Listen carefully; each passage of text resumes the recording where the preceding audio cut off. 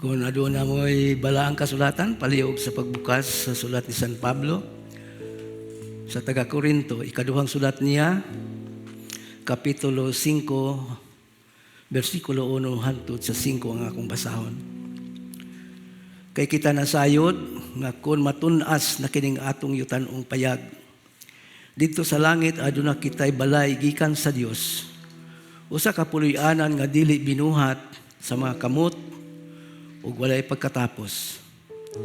Sa pagkatinuo dinhi ning maong payag, kita nagapanghupaw sa atong pangandoy nga unta kasapawan na kita ni anang atong langitnong puloy-anan, aron nga kung sa kahalupan na kita niini, kita dili makaplagan nga mga hubo. Kay samtang ania pa gihapon kita sa sulod ning maong payag, kita dinatugan sa atong mga luwan, nagaagulo dili tungod kay buot kita mahukasan niini, kundili aron kita masapawan samtang unta niadtong langitong puloy-anan, aron ang may kamatayon pagalamyon sa kinabuhi. Siya nga nagaandam kanato alang niini, mga butanga mao ang Dios nga naghatag kanato sa espiritu ingon nga patinga. Magampo ta, dalaygon og mahigugmaon namo nga Dios. Nagaduol kami sa imong presensya o Dios, uban sa among pagpaubos sa among kagalingon. Sa pag-ila nga kami dili takos tungod kay ikaw balaan nga Dios, mataro nga Dios, mahigugmaon nga Dios. Samtang kami usahay masayop sa among kinabuhi, usahay mutipas sa dalan nga gusto niya mong subayon. Apan salamat o Dios nga ikaw nagpadagaya sa imong grasya ug gugma alang kanamo, nga bisan pa niya ng tanan, andam ka sa pagdawat kanamo sa diya nga kami mobalik kanimo. Amahan, salamat sa imong pag-uban kanamo sa tibok simana, tibok bulan. Ug salamat sa imong pag-usa kanamo dinhi karon, aron nga kami magasimba kanimo diha sa espiritu ug kamatuoran. Ug ginaw Dios ang tanan nga niya karon dinhi, mapanalanginan sa imong pulong, ug ang imong pulong magadugang og kusog ug kalig-on sa mong pagtuo, sa magapadayon kami sa kinabuhi sa pagpangalagad. Salamat sa mga bisita nga kauban namo karon, mga kaigsuonan din sa iglesia ug sa tanan nga niya karon dinhi Ginoo. Bendisyonay kami karon samtang kami Ginoo magasimba kanimo diha sa espiritu kamatuoran. Among ipangayo kining tanan ug giampo uban sa pagpasalamat sa ngalan ni Kristo Jesus nga among buhi ug bugtong manluluwas. Amen. Pwede na makalingkod. Maayong buntag sa tanan. Hinaot ko nga maayo kayo ang atong buntag, tungod kay maayo ang Dios nga atong gialagaran. Karong simana o kaning bulana, ang tema nato is ministry, pagpangalagad. O hinaot ko nga unang-una ang mensahe sa awit nga giawit sa atong mga sa music team nato, unta magabukas sa atong kasing-kasing ug unahuna sa pagkamahinungdanon sa imong participation diha sa buluhaton sa Ginoo. Ingon pa ni Kristo, tanawa dako ang alanihon, apan gyutay ra ang nag-ani, ug miingon siya sa iyang mga tinun-an, pag-ampo kamo nga ang tag-iya sa umahan magpadala og daghang mamumuo aron sa pag-ani. Ug hinaot nga sa tawag sa Dios igsuon, mo response ka sa mong tawag sa alanihon nga giang ingon sa Dios. Nining kabuntagon mga igsuon, ang atong hisgutan the realities of our existence. Ang katinuod, no? Real event, mga butanga tinuod sa atong kinabuhi, sa atong paglungtad, makita nato gisgutan ni San Pablo diri. Ug nini maong passage siyon, nagisgot si San Pablo sa atong presente nga kahimtang ug ang umalabot natong kahimtang aron ma-encourage, no, kadtong nagabuhat sa pagpangalagad samtang nagapaabot sa mga saad sa Dios nga mahitabo, no? Dini sa atong gibasa, mag-encourage si San Pablo, dili lamang sa ilang kaugalingon o sa mga kauban, kundi kadtong musanong sa tawag sa Dios sa pagpangalagad. Ato nang tanawon, unsa ba ang pagpangalagad ni San Pablo, no? Atong adtuan ang ikaduhang Korinto, kapitulo 4. Akong basahon ang versikulo 1. Sa pagpakita, igsunon sa ba ang pagpangalagad nila.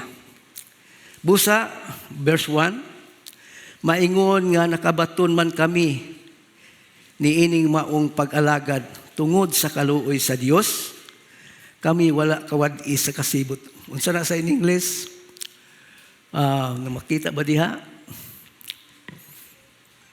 We do not lose heart. Ngano nagsulti si San Pablo, lose heart. Umingon ta sa diri sa Cebuano nga pagkahubad, dili mawad-an sa kasibot. Mawad-an sa kadasig. Ngano man, tungod kay ang pagpangalagad igsoon daghang mga butang nga kinahanglan imong sagubangon. Atong adtuan na pud ang laing gisulti ni San Pablo mahitungod silang pagpangalagad.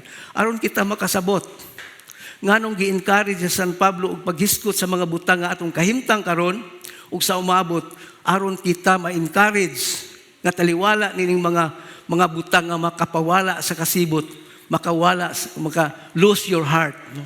Mawala ang imong kasing-kasing na anang mga butanga mapadayon.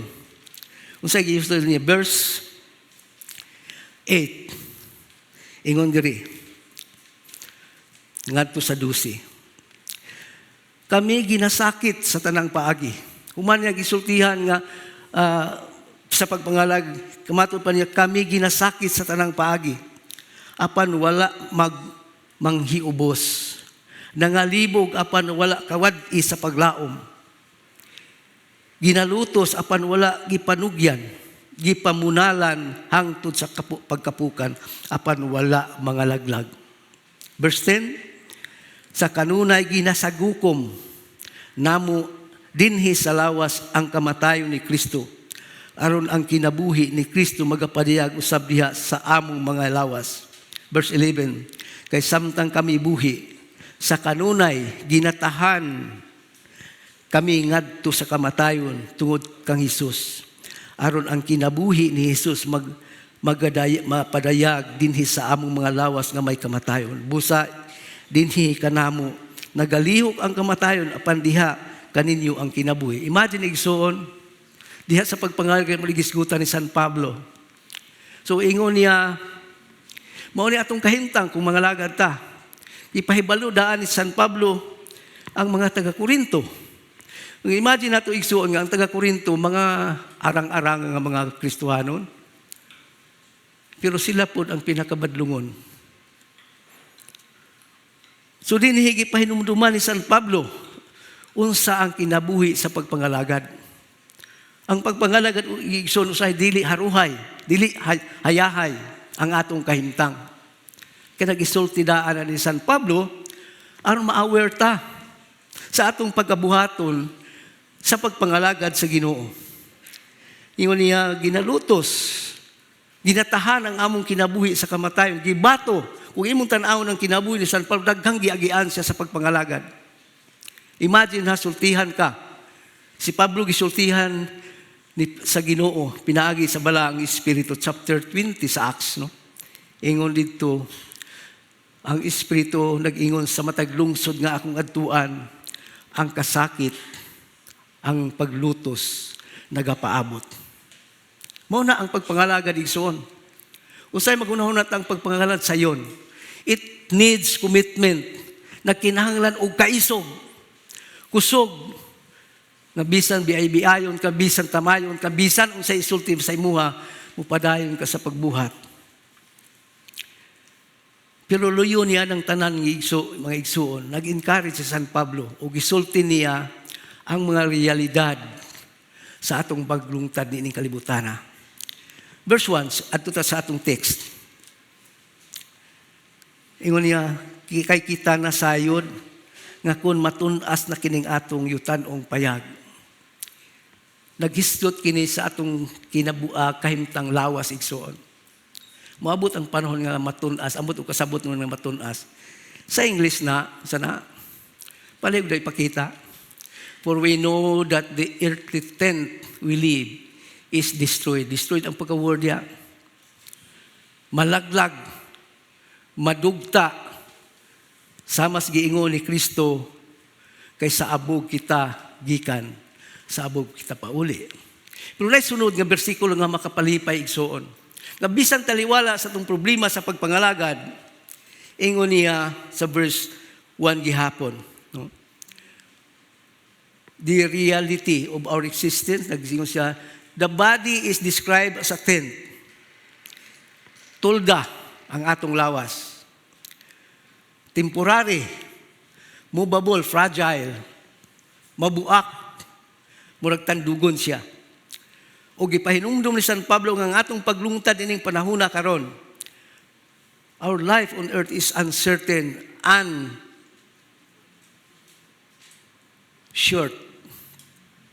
Ang atong kinabuhat pa gi-describe ni James, no? Chapter 4, verse 14, no? Ingon na palihog daw ikuha ng bersikulo, ha? Sa Cebuano mo na yung pagkahubad igsoon, chapter 4, verse 14. Nangutana ingon ni James, samtang ang tinuod, mao nga kamo walay hingsayran mahitungod sa kaugmaon. Wala kita kahibalo kung sa mahitabo ugma igsoon. Wala gisulti ni James. That is reality of life. We do not know what will come tomorrow. Usahay, kung daghan tagkwarta mo kunot nga dili gyud na mahitabo kanang mga daotang butang, di ba? Busa gamito ni Satanas ang maong pagbati nga ang pagpakaangkon og daghang bandi makapataas sa kinabuhi, dili gyud na tinuod igsoon. Our life is the end of our life is destined or is appointed, it is fixed, no? So ingon niya, kay unsa ba ang imong kinabuhi? Muni pangutana. Kung ikaw pag unsa ba ang inyong kinabuhi? Unsa ba akong kinabuhi? Ang tubag ni James, kamo sama lamang sa aso, sa daklit magapadayag ug unya mahanaw. Short lagi sa di ba? Uncertain ang atong kinabuhi. Si Peter, nagisgot siya sa kinabuhi nato, verse 24, no? Ingon niya, kay ang tanang pagkatao sama sa tanaman, o ang tanaman, o ang tanang kaanyag niini sama sa bulak sa tanaman. Ang tanaman malaya, o ang kabulakan mapulak. Apan ang iyon sa sunod nga bersyo, apan ang pulong sa Ginoo nagapadayon hangtod sa kanturan. Kining pulong nga mao ang maayong balita nga giwali na kung kanino. So ang termino ni Peter is that our life is like a grass. Muralag tanom. Nga mulungtad, pipila ka higayon, pipila ka tuig. Ug doon na may mga tanong nga mulungtad ug dugay, na siguro, pero it will not be eternity. So muna igsuon, ang pagpahinumdom ni Apostle Pablo nga ang atong kahimtang ni temporaryo, what will you do with your short life? Hear the call of God for service. Gitawag, tingali hinaut nga kitang tanan ni igsoon gitawag sa Dios the call of salvation. But the second call is the call of service igsoon. Our life is short. Unsa may imong nay bersikulo nga wala na ko nabutang sa kung giton gihatag nila. Redeeming the time, making most of the time because the days are evil. So, igsoon, the realities. Physical life declines. Suffering and death are inevitable realities.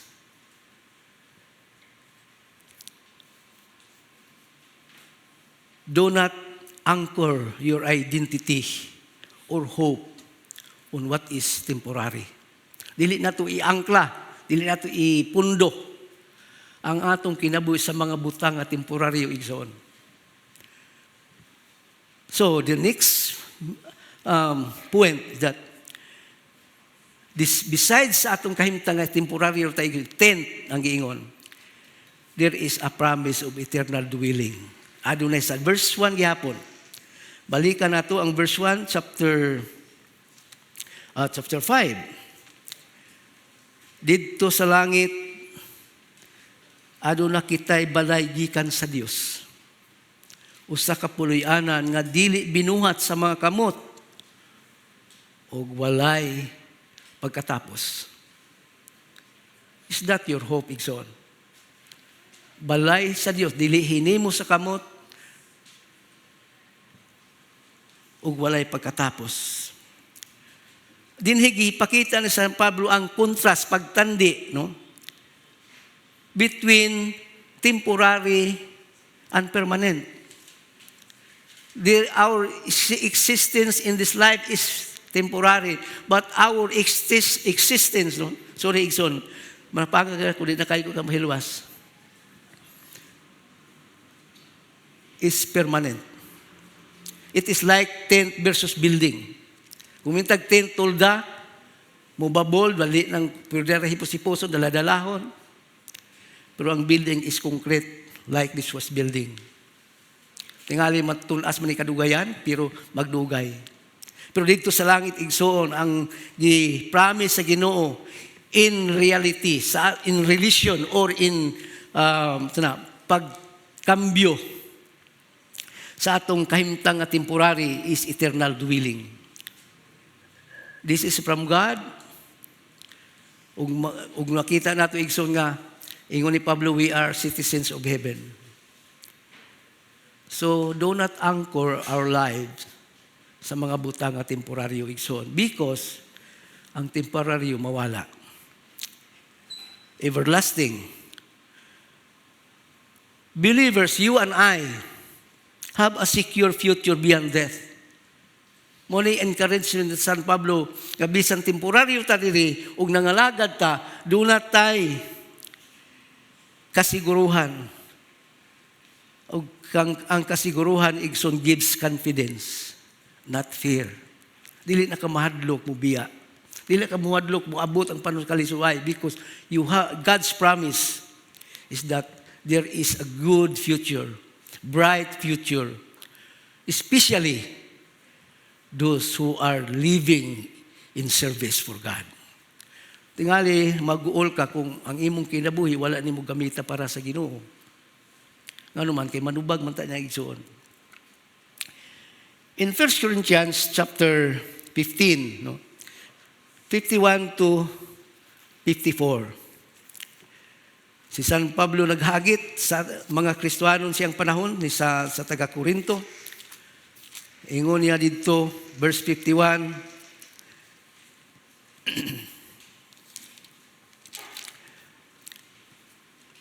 mingon siya, listen, I tell you a mystery. We will not all sleep, but we will all be changed. In a flash, in the twinkling of an eye, at the last trump, for the trumpet will sound, the dead will be raised imperishable, and we will be changed. For this perishable must clothe itself with the imperishable, and the mortal with immortality. When the perishable had been clothed with the imperishable, and the mortal with immortality, then the saying that is written will come true, death has been swallowed up in victory. Our future is secured. That's why dili ta magkakaguol sa diyang mga lagad ta moabot ang mga pagsulay, because our future, our eternal dwelling is secured. Samtang niata nining atong temporaryong kahimtang, Igsoon, ang pag-agulo, groaning, and longing magad sa atong kasing-kasing. Verse 2 and 3, dunay pag-agulo. Groaning reflects burden of suffering. Ang pagkahubad na sa panghupaw, no?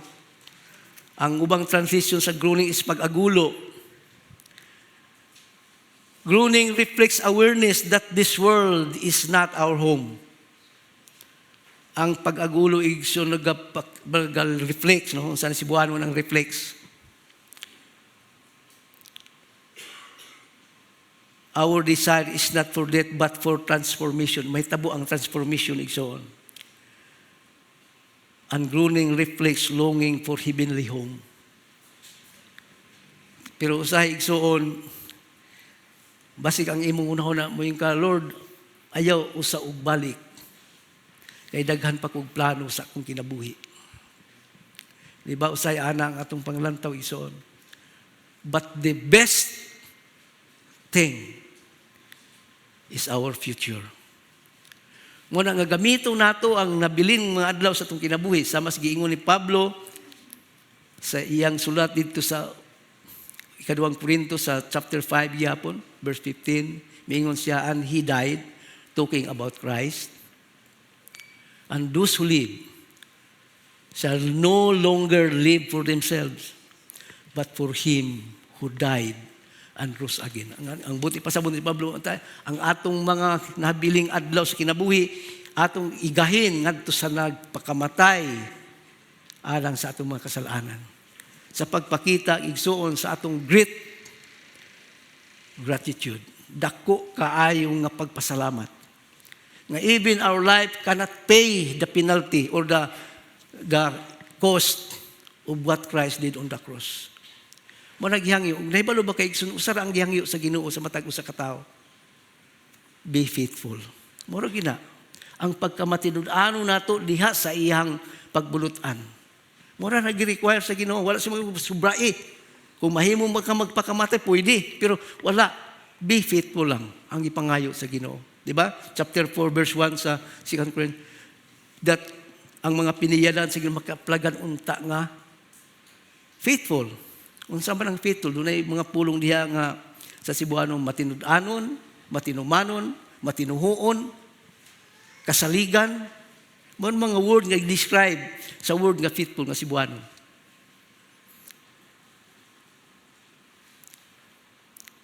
Usahay igsoon, satisfied sa kalibutan, labi nagdaghan tag kwarta. Pero nganong itugot usay mga dissatisfaction nga dili ta usay mo mga problema, mga kasakit, mga unsa diha nga butang nga di ta gusto. So that this dissatisfaction nga atong bation points us toward eternity. Gusto sa Dios nga ang atong hunahuna didto. Kay ugsoon kung dinhi sa kalibutan nga atong hunahuna, mura tag ganahan atas kalibutan puyo. Mawala ang atong eternal perspective, ang atong panglantaw. Diba? Busa igsuon, usmo na to, dili tataga dinhi, temporaryo tataga diri, ang atong tinuod ng ipinyo sa langit. Then, makita nato ang paghiskon ni San Pablo nga adunay kadaugan over mortality, or victory over mortality, verse 4. Death is not the end. Ang kamatayon dili maong katapusan, but it is overcome. Ang giingon sa Bible, we have overcome because of Christ. Na-overcome na nato ang kamatayon, ang sala, ang tanan, nga may kalabutan sa atong pagkapukan. It is swallowed up in victory. Eternal life replaces mortality.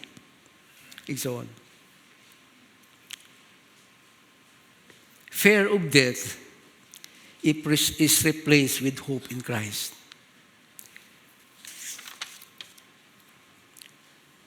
O ang atong kasiguruhan is have assurance igsoon.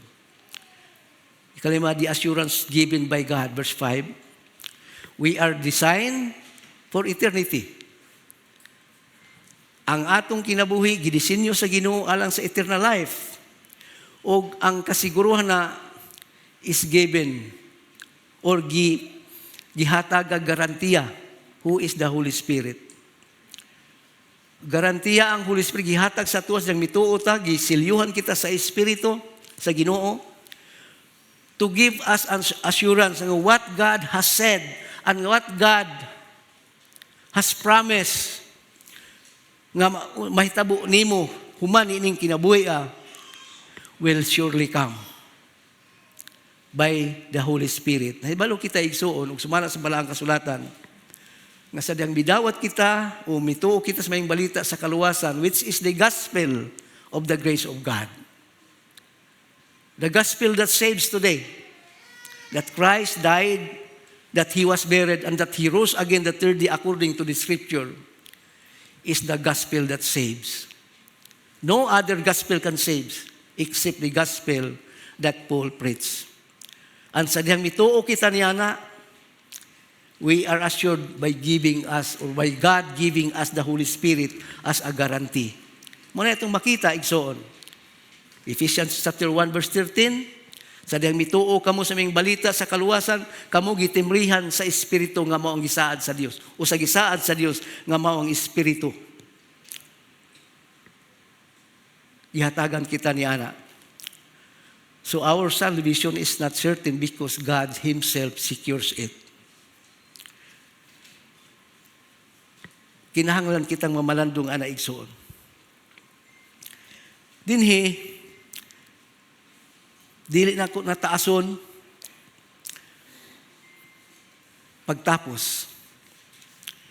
Kay one word is enough for a wise man. Atong isgag magbalik.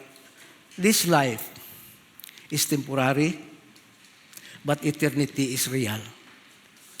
Our life is borrowed, igsoon.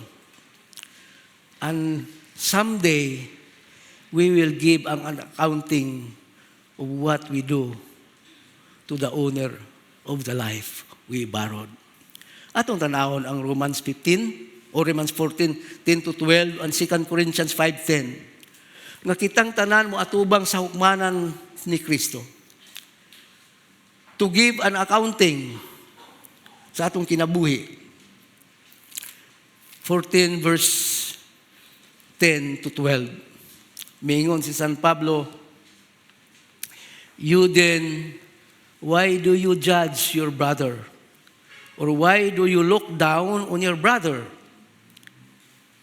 For we will all stand before God's judgment seat.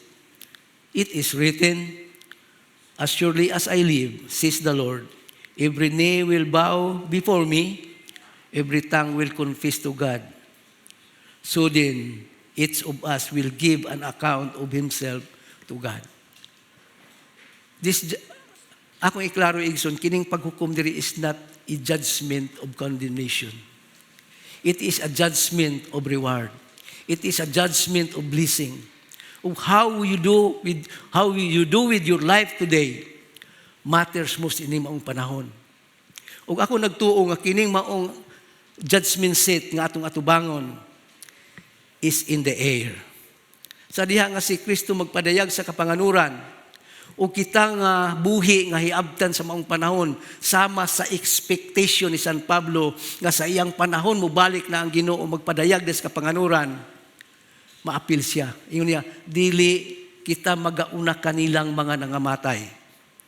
Mamangon sila, mabuhi sila pag-usab sa atong mga mahal si kinabuhi nga bibiya na kung sila nining kinabuhi sa ilang kinabuhi pa nining kinabuhi midawat sila kang Kristo ingon nga ilang manluluwas. Magkita pag-usab. Sa atos mga igsuon dili daghan akong mga igsuon di sa simbahan, mga karaang mga membro naguna. Busa niadtong panahon sa bag-o pa kong nakabig, naghuna-huna ko nga mingaw ang langit. 1972 nakabig ko sa Ginoo igsoon. Naghuna-huna ko nga murag laay mo adtos langit nganuman, wa ko'y kaila didto. Tingili to aman ang Ginoo nga nahigugman ako pero lahi gyud tong nakay-kaila daan taga diri. So ayo pag gunahon na igsumo adto kag dapit nga nakay kaila didto ba? Naghinam-hinam ka mo abot na didto, ngano man kay nakay kaila didto. Niadtong panahon nga bag-o kong nakabig igsoon, murag ako na mingaw. Ngano man wa ko'y kaila. Pero karong panahon na igsoon daghan akong kaila didto. Mga kauban nato sa simbahan, mga kauban nato sa ubang simbahan nga nangamatay na. Busa nagunaw dili mingaw ang langit. Gawas nga tuwa ang Ginoo nga nahigugman nimo nga mitahan siyang kinabuhi para sa imuha. Tuwa kay mga igsuon na didto nga nagpaabot. Muna igsuon nindot nga moapil ta sa buluhaton sa pagpangabig, the ministry of reconciliation, aron daghan tagkaila dito. Ug hinaot mo tubag ka, mo sanong ka sa tawag sa Dios sa pagpangalaga, the call of service. So, kining hukmanan din hiigsoon is nahitabo, nagtuog ko diha sa kawanangan. While dinis kalibutan, dunay 7 years nga gitawag sa Bible tribulation period. Dito po sa langit, naa dito ang pagpangatubang. Nga nung muabot mag 7 years, kadugay ba na nga panahon? Because, pag-atubang na ito is individual, dili grupo, at taga Davao City Grace Gospel ni. Taga Buhangin Grace Gospel ni sila. Taga Bacoor Grace Gospel, dili. Each one of us shall give an account of himself to God. Kitang usa. Busa, pila ka, ibutan ta usa ka bilyon ang mga Kristohanon nga ma-rapture. Pila, hinon, wala na may time dito, wala na may orasan dito siguro, no? Napakaigsoon. Nagunahon na napay oras dito. Wala na may gabi dito. Wala, lunlun naman ng hayag. So, di na nakamagihapog oras. Busa igsoon, nagunahon kung 7 years siguro nga maghinatagay o ganti. Kay kining maghukom igsoon, dili na sulutan ka kung napakyas ka. Dili lang kakadawat kung wa ni mo gamita ang imong mubo nga kinabuhi ning kalibutan na para sa Ginoo. We shall give an account of our life. 2 Corinthians chapter 5, verse 10. Miingon si San Pablo. Sumpay ni sa ato ang text, no? Ingon diri, verse 10, for we, including Paul himself, must, not optional, all appear before the judgment seat of Christ.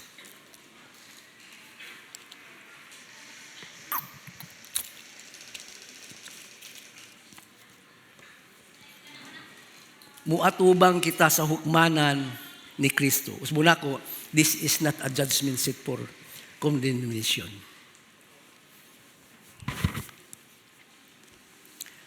Ug nini miingon, and each one, matag usa, may receive what is due him for the things done while in the body, whether good or bad. Tingali mo kung namalagi body ha, pastor. Remember, all your bad things had been paid for by Jesus Christ.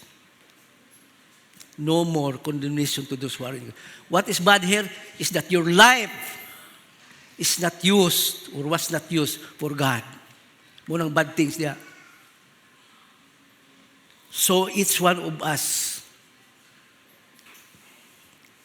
must receive what he has done or according to what he has done while in the body. Muna igsoon, kinahanglan kitang ma-aware ni ini. Tingali doon naman tayo mga kapakyasan sa kinabuhi sa milabayng panahon. It has been paid for by Jesus Christ. And He asks you to serve Him. Hear the call of salvation, igsoon. Or hear the call of service.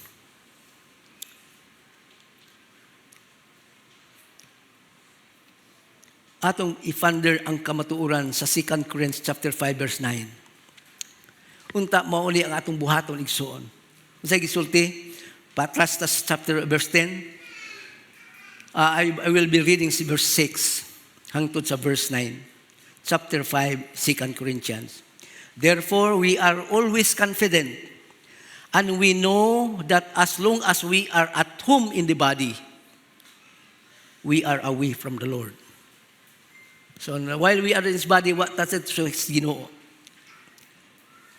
We live by faith, not by sight. We are confident, I say, and would prefer to be away from the body and at home with the Lord. Unsay pilion ni Magson, Lord, ayaw lang sagbalik karong Ginoo.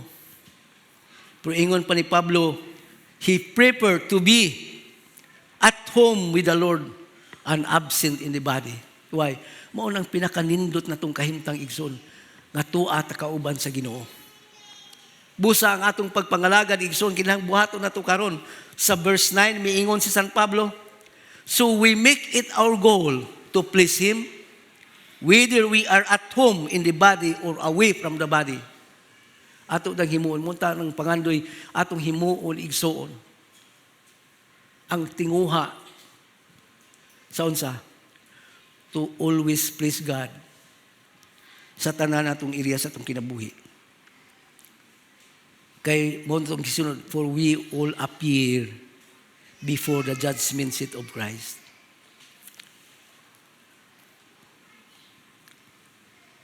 Challenge igsoon sa tua. What things that you give importance in your life? Mali pangutana.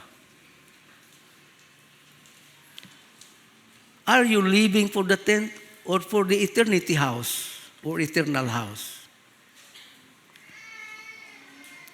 Are you prepared for what comes after this life? Andam ba ka? Muna kong ingon usahay na yung mga Kristuhan magampo, Lord, ayaw sa sagbalik, Ginoo, kay naghan pa kong plano sa kinabuhi. But the real thing is on. The best thing is with God. Diba, misulti si San Pablo, ana, last verse nga akong basahon, last two verse nga akong basahon, Philippians 1:21, siguro niya ang giingon, o 23. Ingon niya di,